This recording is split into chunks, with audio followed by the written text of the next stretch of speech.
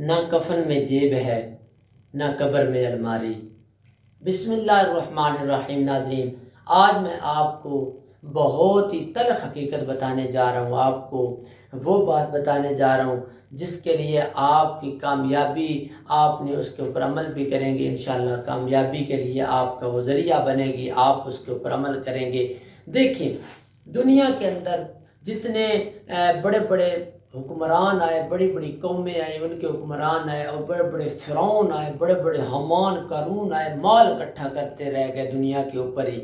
इतना माल उन्होंने इकट्ठा कर लिया, इतना इकट्ठा कर लिया, अल्लाह को भूल चुके थे। माल की इतनी हवस थी और माल को इकट्ठा कर रहे हैं। इसी तरह आज भी हमारे उनको ना उस वक़्त के जो नेक लोग थे उन्होंने बताया कि इस माल के अंदर कोई फ़ायदा नहीं है, आप कोई आखिरत के अंदर भी फ़ायदा नहीं देंगे, ये उल्टा नुकसान होगा, आपके गले का फंदा बन जाएगा।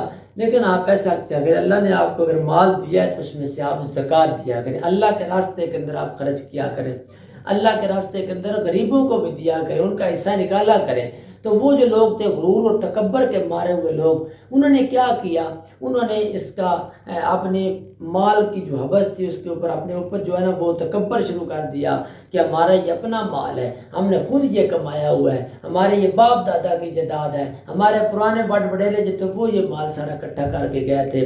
तो उन्होंने ये इनकार कर दिया, तो माल तो इकट्ठा करते रह गए, सारा कुछ करते रह गए और उसी तरह चलते आइएगा, चलते आए। जब इस दौर के अंदर भी आप देखें कई ऐसे लोग हैं जिनको माल की हवस होती है, गरीब का माल खा लिया, यतीम का माल खा लिया, कोई फिक्र नहीं है कि हलाल और हराम को मिक्स कर दिया। तो ये मैं आपको बताना है कि मेरे भाइयों, ये वाला काम कभी भी अपने ज़िम्मे ना रखें। किसी का ना हक माल ना खाइएगा, किसी का माल खा के कोई फ़ायदा नहीं है। क्यों? देखिए, आपने दुनिया से चले जाना है, कब्र के अंदर आपके कफन के अंदर जेब नहीं होगी। इतना माल तो आपने, पैसा तो इकट्ठा कर लिया, लेकिन दुनिया के ऊपर ही आपने छोड़ के चले जाना है। ये सब कुछ दुनिया के ऊपर ही रह जाएगा। कुल्लु मन अलैहा फ़ान, हर चीज़ फना हो जाएगी, ख़त्म हो जाएगी। आप दुनिया से जाएंगे, सिर्फ आपके ऊपर 2-3 कपड़ों का कफन बना होगा, वो आपके जिस्म को। बहुत कीमती नुस्खा है कुरान मजीद, ये कीमिया नुस्खा है कुरान मजीद, इसको हमने पढ़ना है। हमारी ज़िंदगी को राह रास्त पे लगाने वाली किताब है तो वो कुरान मजीद है। इसके अलावा दुनिया के अंदर कोई किताब ऐसी नहीं है, कोई निसाब ऐसा नहीं है, कोई मजमून ऐसा नहीं है जो हमें सीधा रास्ता दिखा सके। अगर सीधा रास्ता दिखाने वाली किताब है तो एक अल्लाह की किताब कुरान मजीद है।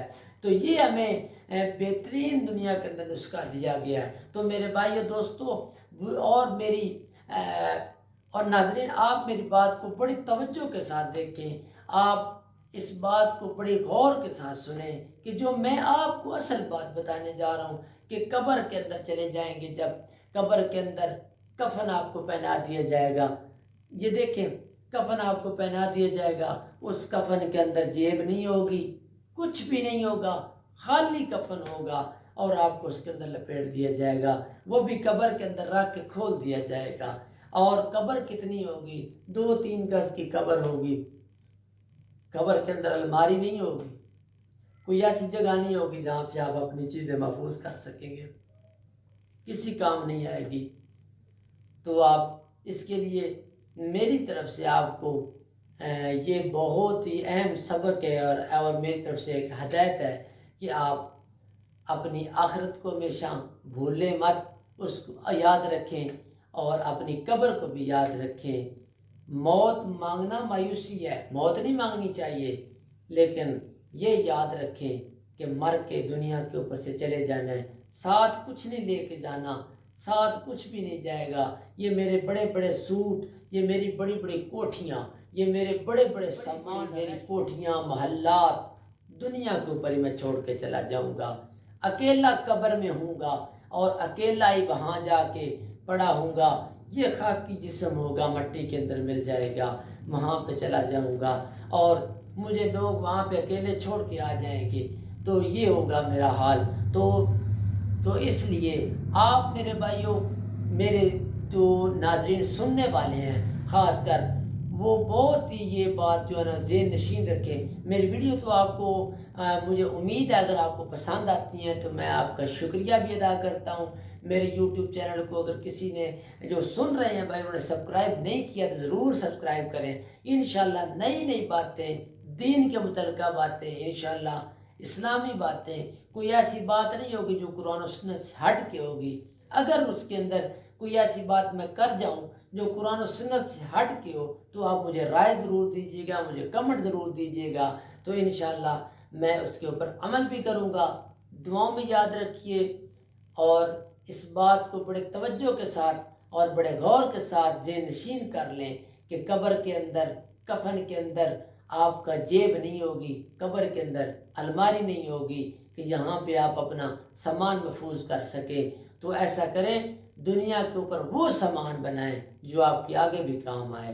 दुनिया के ऊपर वो का कोई फ़ायदा नहीं है जो आपको फ़ायदा ना दे सके, क्योंकि असल सामान जब वो तो आगे जाने के लिए कब्र में जाके जो काम आए, असल चीज़ तो वो होगी ना।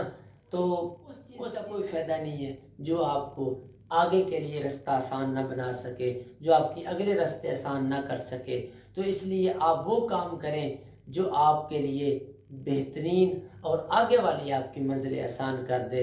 ऐसे कामों को आप आगे रखें। वो काम क्या है? वो एक कीमिया नुस्खा है कुरान मजीद, और उसके बाद क्या है? प्यारे हबीब सल्लल्लाहु अलैहि वसल्लम का तरीका मुबारक है। उस तरीके को अपनी ज़िंदगी के ऊपर ढालें, अपनी ज़िंदगी के ऊपर लगा दें, तो इंशाअल्लाह आपकी दुनिया संवर जाएगी और आखिरत भी आपकी संवर जाएगी। दुआ में याद रखिए। अल्लाह हाफिज़।